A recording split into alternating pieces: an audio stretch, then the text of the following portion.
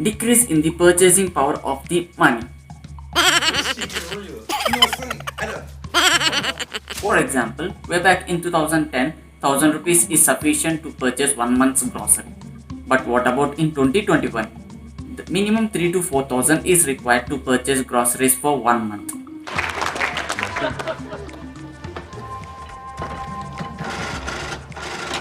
Okay. The main reason is increase in the price of the products. In other way, we can say decrease in the purchasing power of the money. Depreciation is decrease in the value of the asset year on year.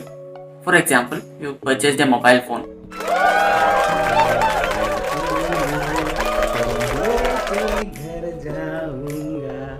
Happy birthday to you. So you purchased it for almost 40,000 rupees. And now OnePlus have released recently OnePlus Nord, OnePlus 8, OnePlus 8 Pro, and you are planning to upgrade. So now you are willing to sell the old device, which is OnePlus 7, for the cost of 30,000, and you have kept it in the OLX. Will anyone come and purchase your product the day you keep? No, because to the maximum extent it will go to 20,000 or 15,000 or sometimes even 10,000. The only reason is it is due to depreciation.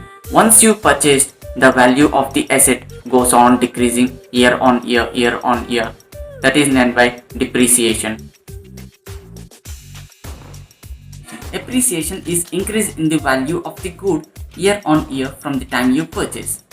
Let's take an example. Let's take gold. Order to get this culture tonight so the fun name is spread across India. If you have purchased 1 gram gold of rupees 440 rupees in 2001, now it have become to 4600 rupees per gram in 2021. So the value of the good have increased. So it is an appreciable good. The process is known as appreciation.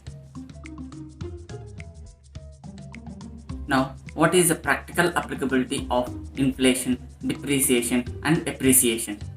Let's take an example. You are willing to purchase a Sony TV of cost 60,000. Now TV came to your home and you started enjoying 4K videos. Play 4K videos.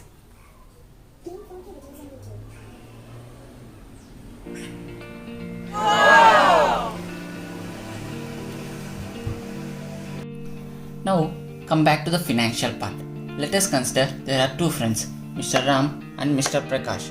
Both are having 60,000 and both are willing to purchase a TV worth 60,000. Let us consider Ram do not know about inflation, depreciation, appreciation, whereas Prakash knows all.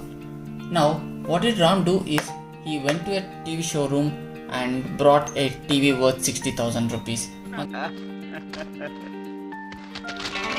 other hand, what Prakash have done is he purchased 10 shares of MRF of 5,000 per share and later went to the TV showroom and applied for an EMI and brought the TV.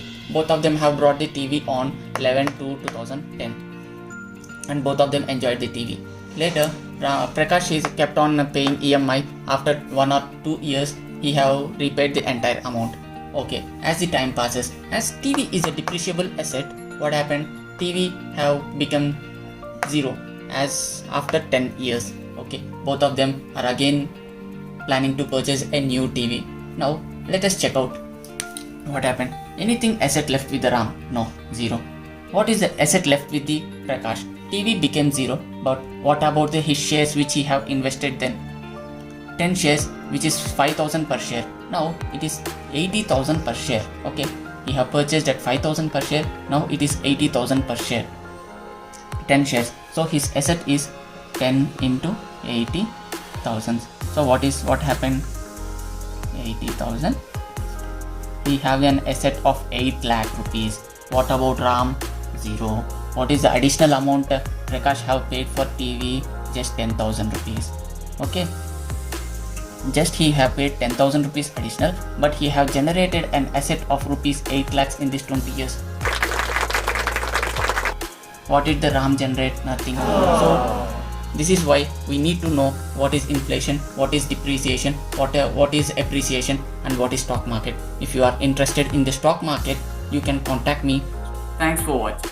Make sure to subscribe this channel for more videos like this. See you soon.